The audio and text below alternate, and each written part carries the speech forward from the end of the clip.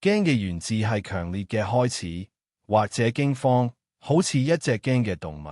即係你嘅無懼，就係喺冇所有地上嘅保護或勝利手段嘅情況下，呢種無懼係一個神聖嘅力量喺弱點中完美化嘅象徵。而神嘅呢啲字適用於標誌呢個字，所以衍生出嚟嘅係滅亡同救恩。象徵係神嘅，因為靈性力量嘅恩賜係神嘅，就好似神存在嘅之處咁。對一個人嚟講係雲同黑暗，但對另一個人嚟講係夜晚嘅光。嗰啲宣稱基督福音嘅人，應該照原樣生活。嗰啲相信福音真理、服從福音法律同埋依賴福音應許嘅人，原始嘅對話係指尋求自己城市嘅信譽、安全、和平同繁榮嘅市民嘅行為。有喺值得努力嘅福音信仰入面，有好多反對，亦都需要努力。